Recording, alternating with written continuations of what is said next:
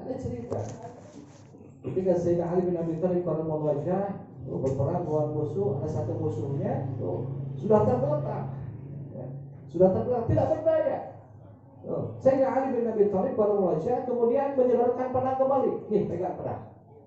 Ternyata musuh tersebut sudah tidak bisa memegang pedang. Artinya menunggu nasib, mau dibunuh ya dibunuh. Tapi Sayyidina Ali tidak mau membunuh. Tidak mau membunuh.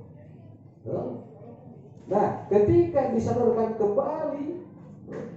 kembali pedangnya, maka si musuh tersebut mencoba memegang pedang, mengayunkan pedang, tetapi tidak mampu. Ketika Sayyidina Ali mau membunuhnya, ternyata yang dihadapi oleh Sayyidina Ali bukan pedang, tapi ludah yang keluar dari mulut musuh tersebut. Yang diharapkan pedang yang datang, yang ditangkis, bunuh, jadi halal. Tetapi yang datang justru bukan ayunan pedang dari musuh, yang keluar adalah percikan luka,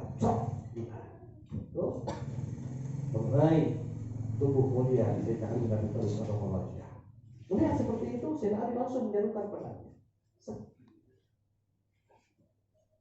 Coba kalau kejadian tahu musuh wis doalan kaya, rek dipegas kurang, jadi duhan. Baik. Tidak Sayyidina Ali bin Abi Thalib radhiyallahu anhu melakukan itu karena masa Rasulullah sallallahu alaihi wasallam. Ditanya oleh tersebut, wahai Ali, kenapa engkau berhenti untuk membunuh? Kenapa engkau menjatuhkan pedang kembali? Sayyidina Ali, saya dilarang oleh Rasulullah SAW membunuh orang yang tidak berdaya, apalagi dalam keadaan nafsu ya, sedang terbangun, amarah sedang terbangun. Amarahnya bukan karena Allah dan karena Rasul, bukan karena agama, tapi amarahnya adalah amarah pribadi. Allahumma shalli wa sallim wa barik. Begitu sahabat. Itu para sahabatnya, para sahabat Rasulullah SAW, apalagi Rasulnya, apalagi Nabinya. Silakan kalau tidak percaya, silakan cari di kitab-kitab sejarah. Ketika Rasulullah SAW berperang, sebetulnya tidak diceritakan berapa orang yang telah dibunuh Rasulullah SAW. Tidak ada. Yang ada terbunuh oleh para sahabatnya. Rasulullah SAW kan orang khusus, seorang Nabi itu adalah orang khusus, istimewa. Ketika diperintahkan Allah, dilegalkan berperang untuk menjaga kehormatan agama, kehormatan Allah, kehormatan Rasul, dia sebagai Rasul, maka ketika dalam keadaan berperang pun beliau tampil di muka sebagai panglima, tetapi tidak ada satupun yang terbunuh oleh tangannya. Disengaja Rasulullah SAW untuk berperang itu merubuhkan, melumpuhkan, bukan membunuh. Ketika musuhnya terbunuh itu karena perbuatan dengan para sahabat yang dilegalkan, yang dihalalkan. Subhanallah. Ya, itulah akhlak mulia Rasulullah SAW. Bagaimana kehebatan sabarnya Rasulullah SAW. Dengan musuh saja dia tidak berani membunuh. Apalagi dia bukan musuh. Dan banyak cerita. Bukan saja orang-orang Islam, orang-orang non-Muslim pun beliau sayangi. Orang Yahudi beliau sayangi, orang Nasrani beliau sayangi. Dan bahkan banyak cerita-cerita ketika para sahabat unggul dalam peperangan. Ketika mengalahkan pasukan Yerusalem, ketika mengalahkan pasukan Romawi, maka luar biasa pemimpin-pemimpin Islam pada saat itu. Ya, ini ada orang-orang yang betul-betul diharamkan oleh Rasulullah SAW untuk diganggu. Ya, ini para wanita, anak-anak, orang-orang yang tidak berkemampuan, itu dipisahkan dulu.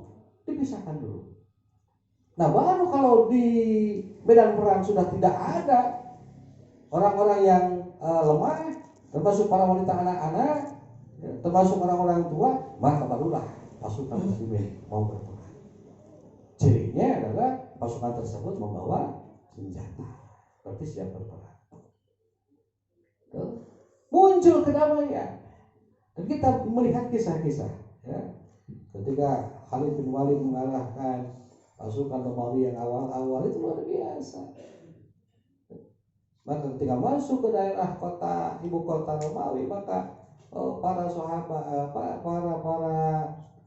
pengikut kerajaan tersebut dipisahkan, wanita, ya, kemudian anak-anak, orang tua dipisahkan. Dan dalam menjalankan pemerintahannya itu diberikan kebebasan, silakan, tidak dipaksa untuk memeluk agama Islam.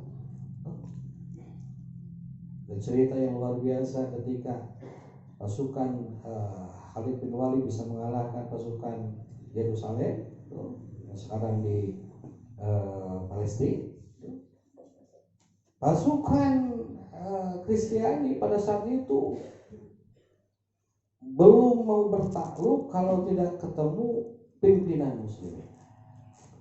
Maka dalam bayangan orang-orang Yerusalem pada saat itu bahwa yang menjadi pemimpin itu adalah orang yang gagah, pakaiannya berlapis emas, ya. Kemudian naik kudanya juga kuda perang. Dalam bayangannya bagaimana sosok seorang raja yang pada umumnya, yang mungkin pasukannya banyak, kemudian istrinya juga banyak, gitu ya, datang ngabring, gitu. Ternyata yang datang adalah pasukan kecil, hanya beberapa orang. Pemimpinnya pada saat dikasih tahu oleh orang yang menanya bahwa itulah pemimpin muslimin, dan dilihatlah sosok Sayyidina Umar bin Khattab radhiyallahu ta'ala, sosok yang sangat sederhana, pemimpin muslimin yang begitu hebat, pasukannya mengalahkan Yerusalem. Ternyata sosok yang suhud, pakai kuda-kuda biasa, dia pakai tongkat, pakai itu, subhanallah, ya. Dilihat tambalannya pun tidak kurang dari 14 bajunya. Itulah pemimpin-pemimpin zaman Nabi kita Rasulullah Muhammad SAW, generasi paling terbaik. Setelahnya generasi tabi'in dan juga generasi tabi'in. Kalau dulu ada pencatat kekayaan apa ya? Badan pencatat kekayaan negaranya apa ya? Berapa kekayaan Sayyidina Umar? Beda dengan pejabat-pejabat sekarang ya, masaknya.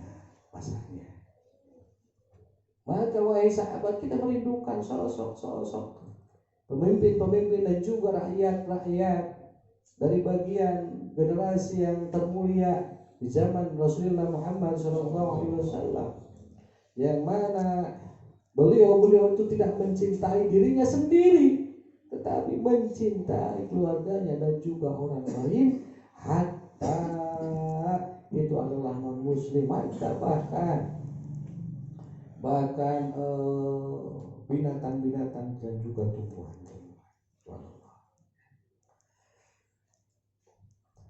Ada cerita juga dalam suatu kitab, kalau tidak salah kitab Tanbihul Ghafilin, ya, diceritakan Sayyidina Umar bin Khattab radhiyallahu ta'ala anhu, beliau itu terlihat sedang berlari-lari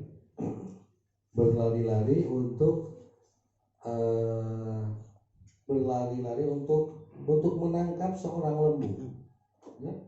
Ada lembu yang mana lembu itu adalah bagian dari zakatnya. Lembu disimpan ternyata lepas.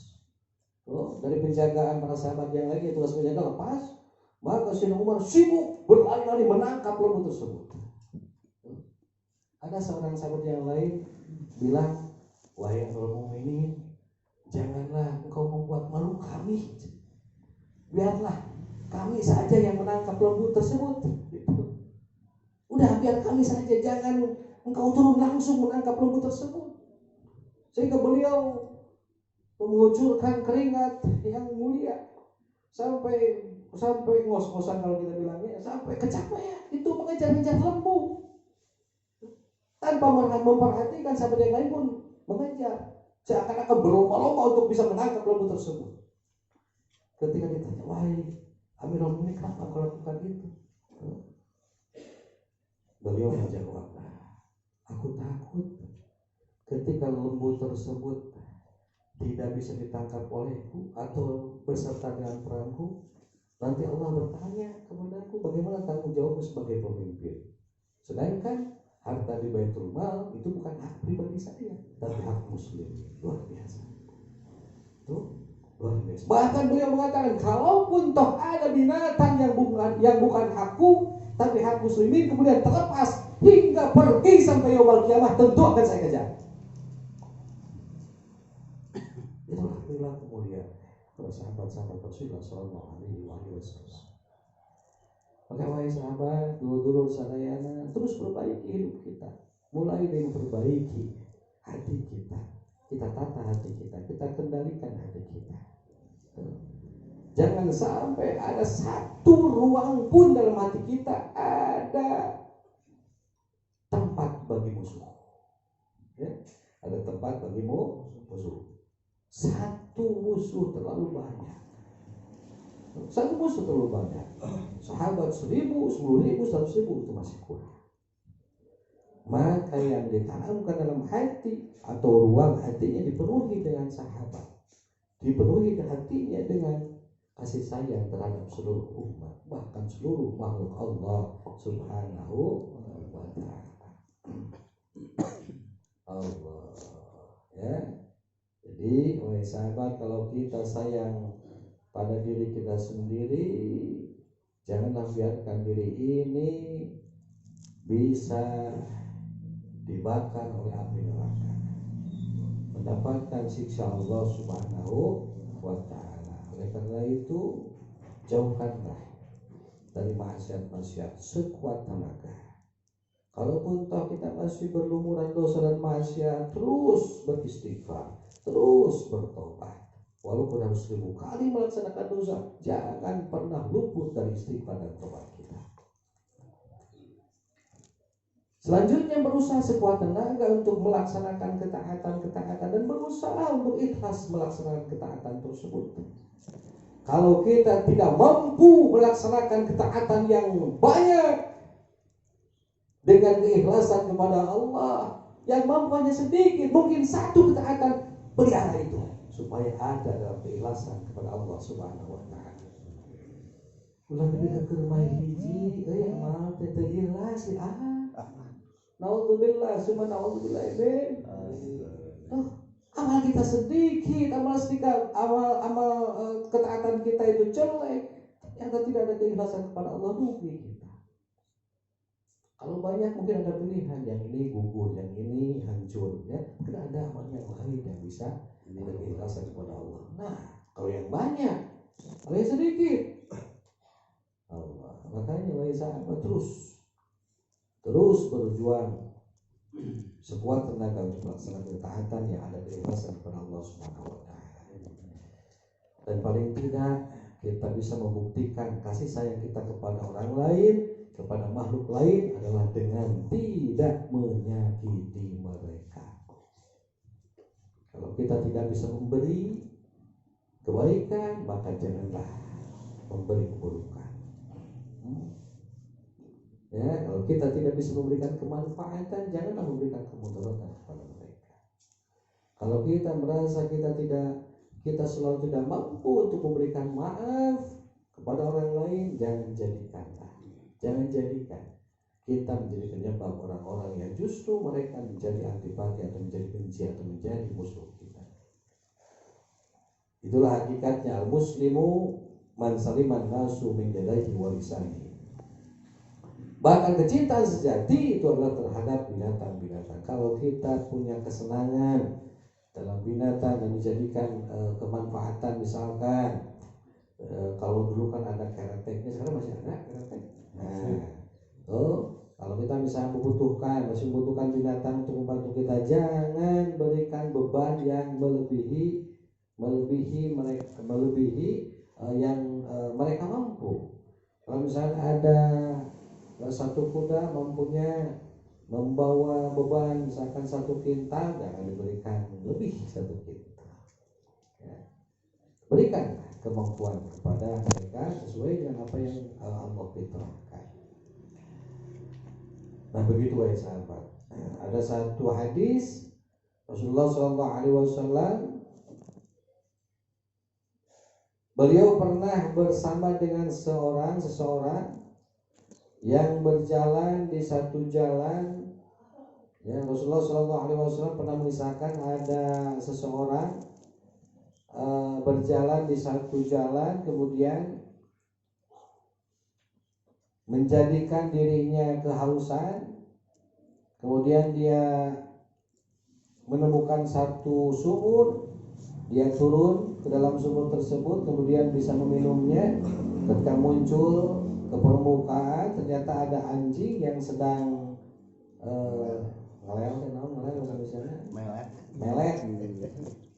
melet ya, Mas tanggung jawab ya Mas ya.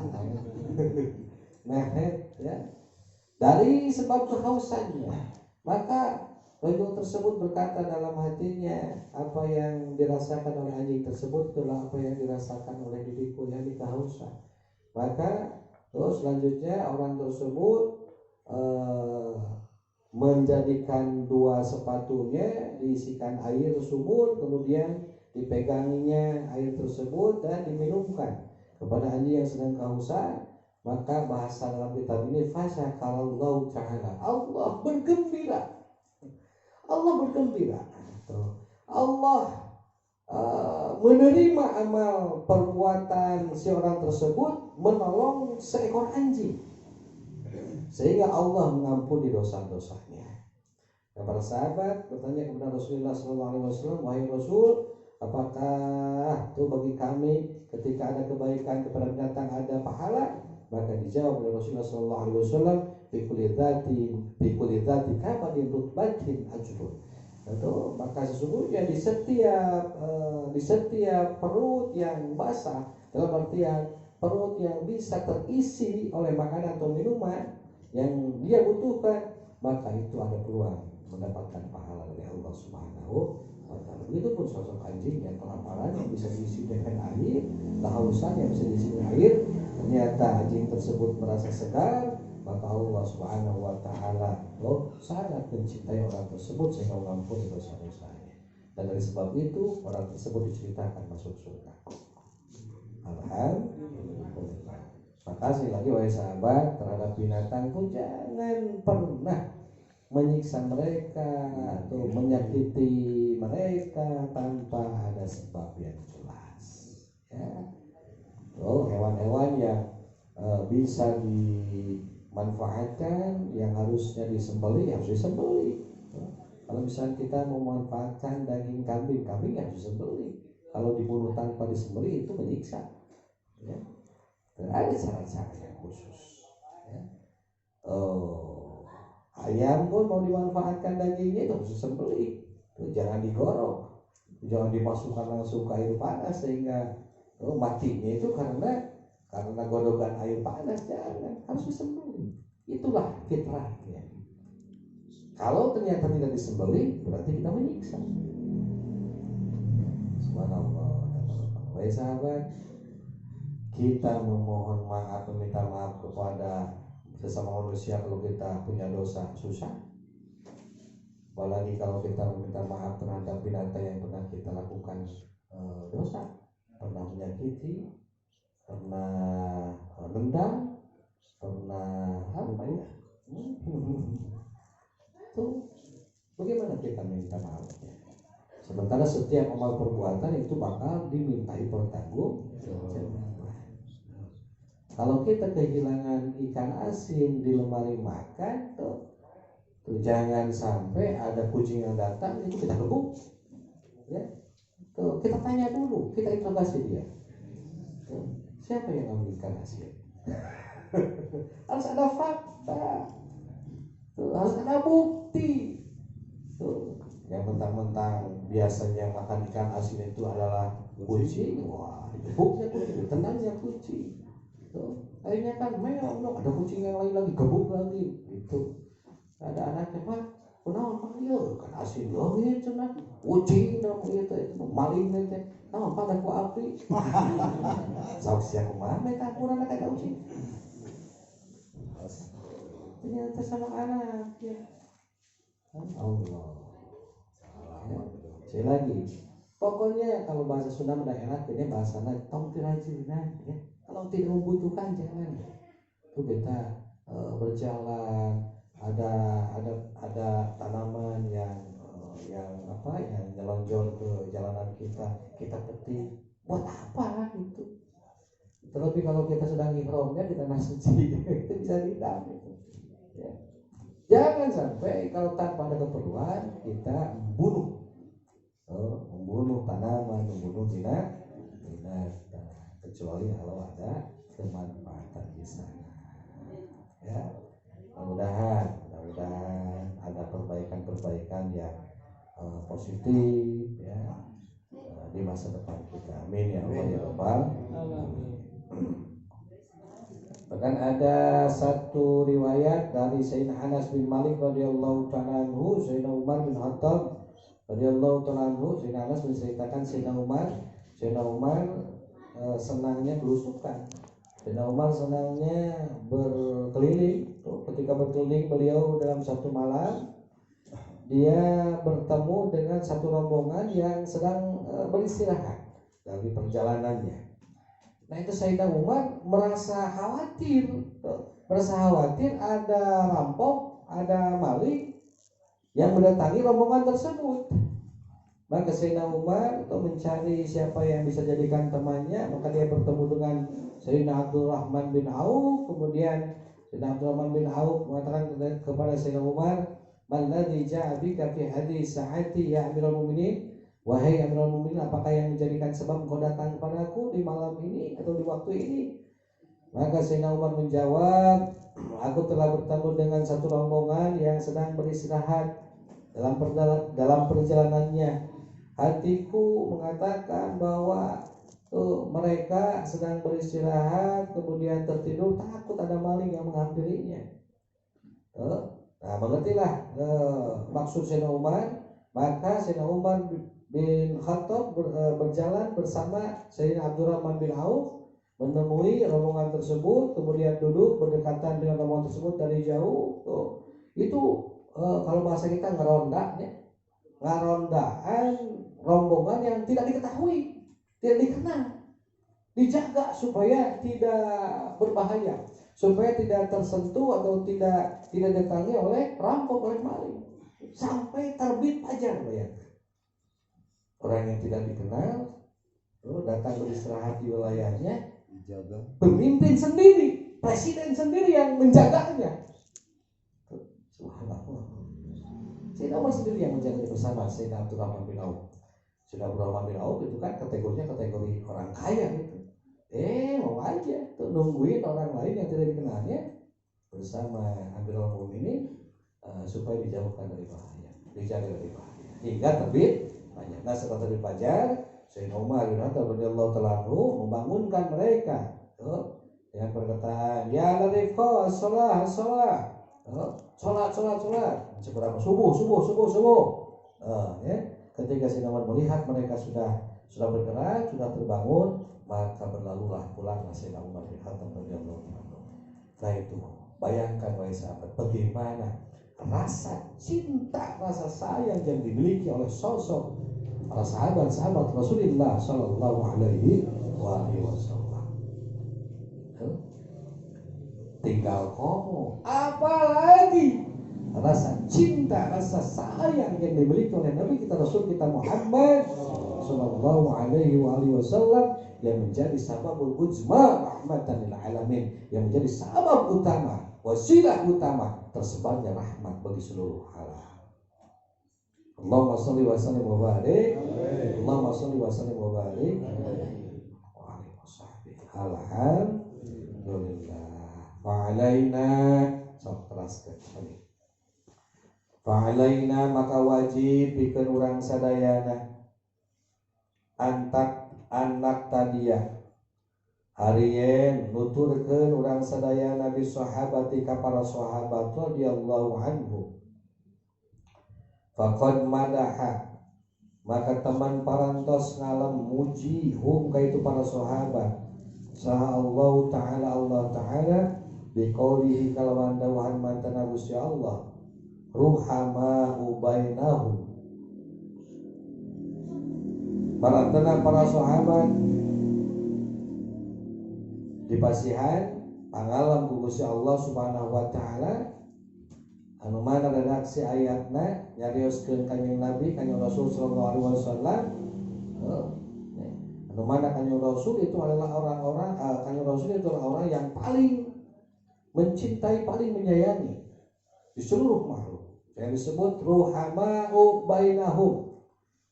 Rasulullah sallallahu alaihi wasallam itu adalah orang-orang yang menyayangi di antara mereka. Wa kanu sareng kabuktosan aranjeunna eta ruhama'u alal muslimin. Numi kanyaraah numi kasih ka para muslimin. Wa ala jamil khalqi sareng kasadayana makhluk. Wa kanu sareng kabuktosan eta jami-jami yarhamuna mikanyaraah sadayana ahlal zimmati ka ahli kafir zimmi. Kafir anu teu ngalawan, kafir anu teu ngaberontak, kafir anu damai. Aqadruya maka teman diriwayatkeun an Umar di Sayyidina Umar bin Khattab radhiyallahu ta'ala anhu sanjana kanjeng Sayyidina Umar eta doa parantos ningali mantenana rajulan kaiji jami min ahli zimmati di sabagian ahli zimmah di sabagian ahli kafir zimmi yasalu jajaluk mengemis ya yasalu jajaluk ya rajul al abwa bin nasi ka pirang-pirang pantona jalma-jalma wa huwa bari ari itu ahli dhimma eta syaikhun kabirun syaikhun hiji kolot kabirun anu kacida jadi kolot anu pisan syaikhun kolot kabirun anu pisan faqala maka nyarios lahu kaitu ahlu dhimmah sa Umar radhiyallahu ta'ala anhu Sayyidina Umar radhiyallahu ta'ala anhu ma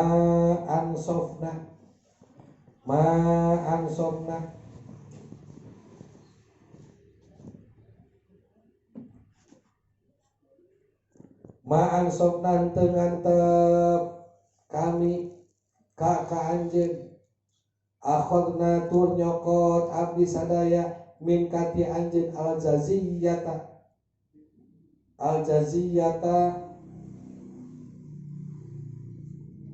jaziyata kana pajak madum tasalagi kabuktian anjeun eta syaban pamuda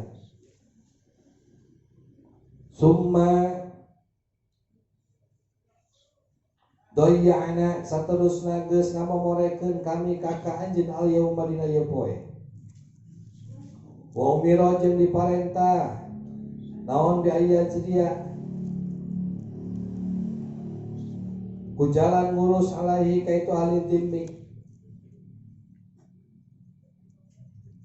naon kuwatuhu kabutuhan pokok min baiti malil muslimin di baitul mal muslimin. Paragraf hadis ieu paragraf keterangan ieu nguningatkeun kumaha nyaahna Sayyidina Umar bin Khattab radhiyallahu ta'ala anhu kahiji kafir dhimmi anu geus kolot kacida ya. Bagaimana kasih sayang Sayyidina Umar bin Khattab radhiyallahu ta'ala anhu kepada orang tua renta dari kalangan ahli dhimmah, dari kalangan ahli dhimmi, kafir dhimmi. Mari ceritakan Sayyidina Umar bin Khattab radhiyallahu ta'ala anhu melihat seseorang yang sudah tua renta mengemis di pintu-pintu orang-orang.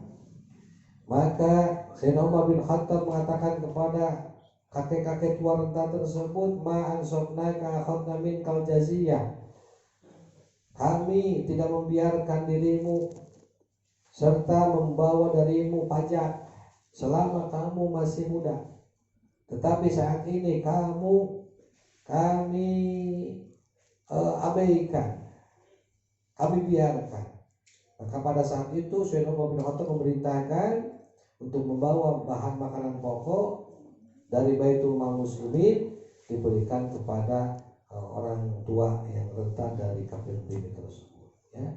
Jadi Baitul Mal yang muslimin juga itu bisa dipakai untuk membantu yang non muslim yang sedang kelaparan, yang kesusahan atau tafsirannya kita semua pun bisa membantu siapapun termasuk non muslim, ya, termasuk non muslim, termasuk kafir ini, ya. Misalkan apakah kita akan membiarkan kalau kita misalnya berjalan di pinggiran sungai, kemudian ada orang yang terjatuh ke sungai tersebut, kemudian minta tolong. Kemudian kita lihat dan kita dekati, kita tanya, muslim apa bukan? Muslim. Kita tolong, ya. Kemudian dalam kesempatan yang lain kita jalan melewati pinggir sungai, kemudian ada yang tenggelam juga, mengucapkan tolong. Pas dilihat, muslim bukan. Ini tuh cenati lelep, tidak kita tolong juga, ya. Termasuk adalah apabila itu adalah musuh. Ketika kita